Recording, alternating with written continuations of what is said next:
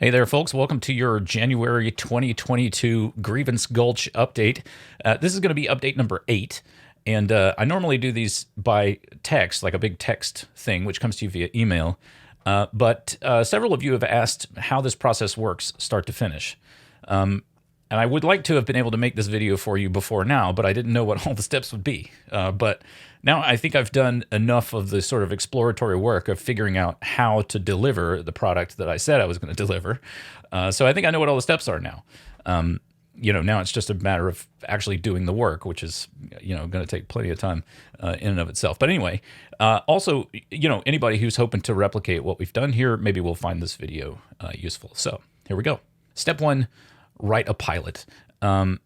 This way you don't go nuts writing a whole series if people don't like it, So like you can write something short to show people what you're thinking of, and they can see the sort of the tone, and they can see whether you can write or not. So we wrote a pilot together, and right when COVID lockdown happened, I was looking for ways to stay busy. My play was canceled, all my live shows were canceled, so I just started doing writing live streams with my writing pals, and we wrote a sketch together that was just made us all laugh, and we liked it a whole lot. So we decided to make a series out of it. So, but if you think in terms of like the lean startup model, like the minimum viable product, that's what we were going for. Step 2, make a short. I've had the pleasure of working with a bunch of sort of startup companies over the years. A lot of my friends are in technologies. A lot of your friends probably are too.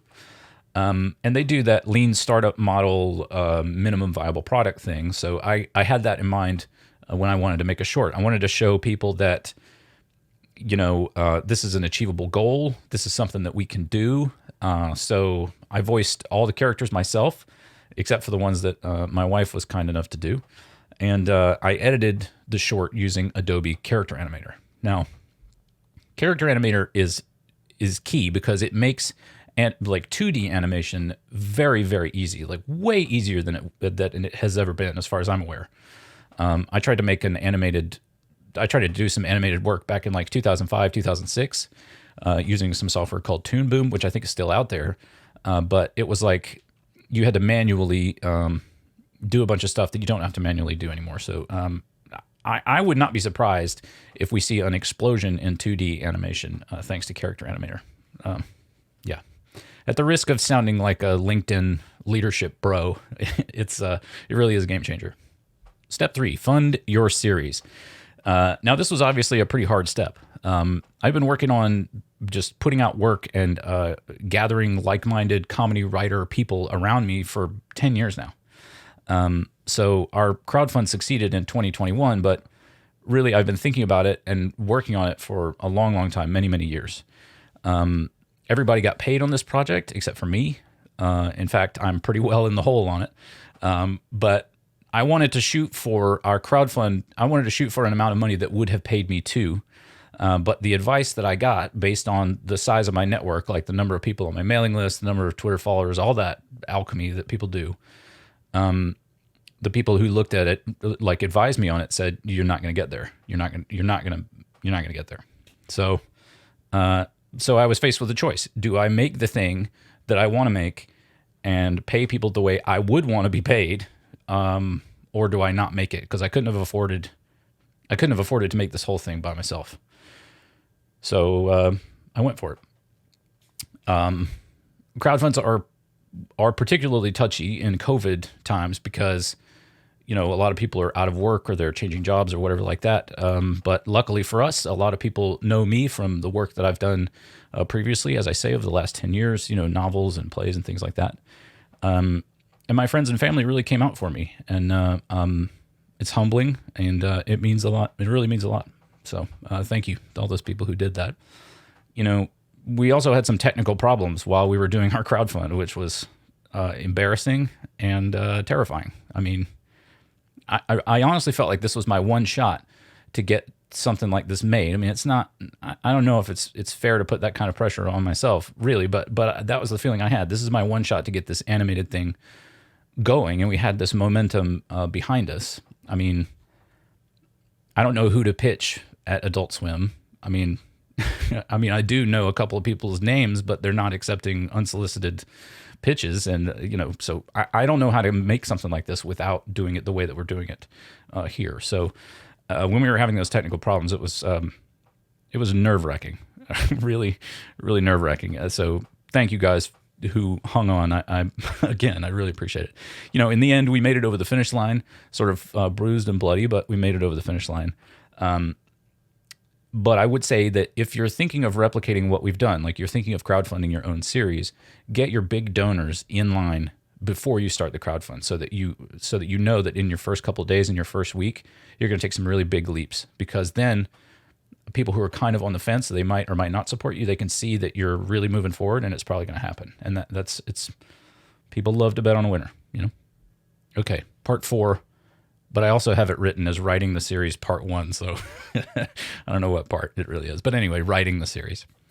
As I say, sort of 10 years ago, I started looking for people with my same sort of peculiar set of professional interests. I'm a comedy writer. At the time, I was starting to do stand-up comedy, which I still love, but stand-up comics aren't really necessarily comedy writers like me. A lot of them find their comedy on stage, which works for them, but it's not my bag. So I started a community on Reddit to try to find other people like me, as I say, comedy writers. We also have a Discord now, and that's where I went looking for my team to both to help me write Grievance Gulch, but also to help promote it and let their networks know about it. So hopefully there would be a greater amount of people who could help crowdfund it. But also, we need the funds to make it, but we also need the ideas to actually make it if the fund works. So, the bigger the network, the better. I say all this, I guess, because if you're a comedy writer too, and you're looking around trying to find other people who sit down and write comedy, and you're finding it hard, well, it's hard because you're rare, Like I like sitting down and writing every day, whether I feel inspired or not, whether I'm having a glass of wine at the time or not. I like writing, and that's apparently a pretty rare thing. But anyway, back to ideas. So the first thing we did was we made a big old Google Doc, and we just did an idea session, and we just came up with as many ideas as we possibly could. Anything, it's like anybody with any idea, shout it out. Like, what if one character's dead? What if they hate horses? What if, they use trebuchets instead of guns? What if they have like teeny tiny trebuchets instead of guns? It's like a no bad ideas, just come up with as many ideas as you can type of thing. So next, write the episodes. So once we had a big pile of ideas, we started writing episodes by taking the ideas that we liked the best, basically that I liked the best because I was the head writer, and started taking other ideas out of the pile and making them into story outlines with a beginning, a middle, and the end, also known as story structure. Story structure is hard. It's counterintuitive, and it's also critical to making work that people can get through, that they can enjoy the whole story. I started diving deep into it when I was writing my first novel, which has been 10 years ago plus, and it's been a real journey. It's one of those things that you never stop learning, which is kind of what I like about it. I don't think I'll ever be done learning about it. But we had a lot of friction at this stage because everybody likes having ideas. It's easy and it's fun, but actually hammering stories into a finished product is work. And someone's got to be the person who says, okay, we can't deliberate anymore. We're going in this direction. And people can get their feelings hurt when they feel that their ideas aren't being understood, which is understandable.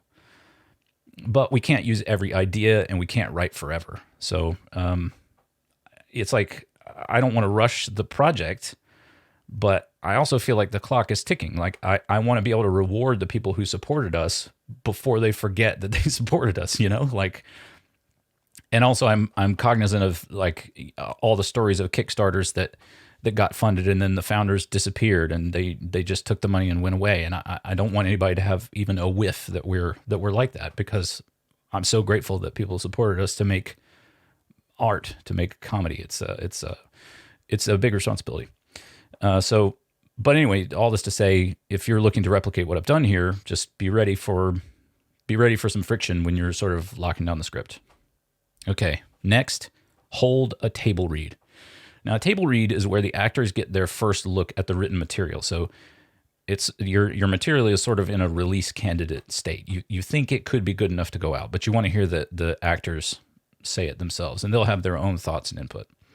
I asked Jamie Curley and Bijou Edie to be my fellow main cast members, and also I wrangled my buddy Adam Moreland to come and do some of the other parts, because he's just got some really hilarious voices, and he's a lot of fun to be around. He's a good buddy. Luckily, during the table read process, we got some feedback about some parts of the script that really, really needed to change. And that's all thanks to the brilliant mind of Jamie Curley, who's worked with me enough to know that I need her input. It's not just that I want it, but she's got a really big brain, and I can't say too much about what she brings to a product. So the trouble, it was great to get that feedback because it was needed, but also it meant that there was a lot more work to do, which is okay. We like the work, but so we had to go back and do a bunch of rewrites at that point, but that's okay. Next, list all the artwork. So now that we knew what our story was, we could go through it all and make a list of every piece of artwork that we would need. We needed lots of backgrounds and lots of characters, all in a similar style. And I wanted them to look similar to the characters that we used in the pilot, but we couldn't use the artwork that we used in the pilot. So I went over the whole internet, like looking around at people's artwork. And when I found some people that were doing stuff that I liked, I would send them a message and say, hey, here's what I got. Here's what I'm working on. Would you be interested? And we got a number of interested parties, but some of them were busy and some just didn't match up for whatever reason. I mean, it's like any other hiring process. But we eventually landed on a couple of people who, Zachary Tolson and Veronica Fedorova, and they've done great work. They both deliver their files as PSDs, Photoshop files, which means that we preserve some editability, which is good because it'll give us some sort of, it should give us some kind of extra travel on the background pieces in particular, because we can move stuff around and it'll look like a different place. If I had like network TV show money and full-time artists to work with me, we would probably go episode by episode. But because I don't, it made more sense for us to order the backgrounds and the characters in bulk. So for that reason, we just had to go through each episode and make a big list of what we needed, and then send that to the artist so they could kind of barrel through it start to finish. And also we ordered it so that we could start animating sooner. Next, collect your artwork. It takes a long time to do this artwork. Nobody here is full-time. Everyone has day jobs, so they work on it between other work. We now have all the backgrounds that Zachary's done for us, but Veronica still has a couple of characters. I think she's got 3 or 4 still left to do. But they're doing great work, and we looked long and hard for the people that could do this, and those 2 really were the people. So it kind of doesn't matter how long it takes, because it would be a lot longer to go and find somebody else, and the characters wouldn't match and all that stuff. So, okay, next, you got to make your characters into puppets for Character Animator. I won't get into this too much, mostly because I don't really understand it. But basically, as I mentioned before, Character Animator makes this all possible by making it so easy to do 2D animation. We take the Photoshop files of our characters that we get from Veronica, and with all the arms and legs and different facial expressions, and then we plug them in so that Character Animator understands what piece is a hand and what piece is an arm and what piece is a face, and it kind of takes it from there. But that part of the process I found very confusing, so I ended up getting a freelancer to help out with that, and he's been doing a great job. All right, next, compositing and camera. I intended to composite all the characters together using Adobe Premiere Pro, mostly because I know how to use it, basically. And that's how I did the pilot. But I started running into a lot of performance issues. Basically, I'm trying to edit a 10-minute episode, and like the closer I get to the end of the episode, the slower Premiere gets. It's like this exponential curve, or like a frog in the boiling water kind of thing. It's like, it's getting harder and harder. And comedy is all about timing. So like I can't suffer bad timing. There's no way. So I asked the members of a filmmaking group that I'm in, what should I do? And their response basically was, well, Premiere is not a compositing tool, you dummy. You use After Effects to do compositing. And the trouble with that is I despise After Effects. I don't want to learn how to use it. Look, honestly, I like writing and I like directing and I like performing. I really don't like these other steps, but there's no one to do it but me. So, but anyway. So rather than learn how to use Adobe After Effects, which is it's too complicated, and I feel like I know too much about how to use too many Adobe products at this point. Like I know I've taught Illustrator and Photoshop. I know those pretty well. I know Premiere. I use Audition all the time. Now character animation. Now I got to learn InDesign. Now I got to learn anyway. So instead I went back because I want to be able to move the camera around, and I have very specific ideas about what the timing should be. Like I said. So I just had to learn how to use Character Animator better to do those camera movements instead of Premiere, which honestly has been faster now that I figured that out. But all respect to the wizards who use After Effects, but I do not envy you. Once that is done, we will be working on sound design and music. This is an important finishing step. It's kind of like the sound is even though all this time I've been talking about the visuals, the sound and the music is almost more important than they are. It's definitely as important, if not more. We have a custom theme composed by one of our writers, Dan Simar. Thank you so much for doing that. We're going to use that, plus ambient sounds and sound effects and the whole thing. I'm really looking forward to working on that part. Mostly because I understand it pretty well, I feel like. But I enjoy it. Okay, finally, release and distribution. Once the episodes are done, I'm planning to release them one per week while running the crowdfund for the next series at the same time. I'll probably put the episodes on YouTube just for maximum sort of visibility. Hopefully people will stumble upon it and they'll like it. Hopefully as each episode comes out, people will watch it. They'll get excited. They'll jump on to fund us for another second series and everybody will be happy. I want to show the episodes to our supporters, you first, because without you, the series would never have gotten made. But if you guys like what we're doing, I also want, while you're excited about it, to be able to benefit from maximum travel. Like if you decided to share on Twitter or send an email to somebody for them to be able to watch it immediately. So that's why we'll probably go with YouTube. Again, everybody who worked on this project got paid except for me. I'm really proud of that. I don't like having people work for me for free, mostly because over the last 10 years of trying to be a professional writer, there have been many opportunities for me to write for free. And it just gets, even though I love doing it, at a certain point, it gets really old, especially when it's like, well, I'm not asking you to write for free, but we're going to pay you based on this metric, which you don't control. So, or people saying that they're going to pay you and then they just don't, So, I wanted people who worked for me to not have that experience. I wanted to tell them you're going to get paid this much, and then they get paid that much. So again, I'm proud of that. If we get funded to make a second series, I will ask to get paid this time. I'm quite a bit in the hole financially on this. Not quite a bit, but in the hole. But it's been a dream of mine to make an animated series just like the ones I loved all those years on Adult Swim. And I would not have been able to fund this thing myself, as I said. So here we are. So for those of you who asked what the process looks like, that's what it looks like. I hope you'll watch this. I hope you'll watch the finished episodes and share them with everybody you can think of when they're done. Would love to have you fund us for a second season. I hope you guys dig it enough to do that. And you can subscribe to this channel and you will on YouTube, and you will be able to see the episodes here when they're done. Of course, I'll also be tweeting and emailing everybody about them, so don't you worry about that.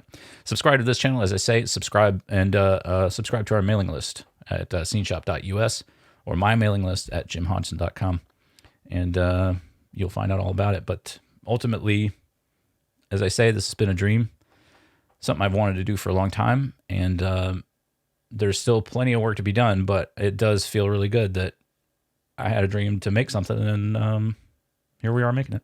So thank you.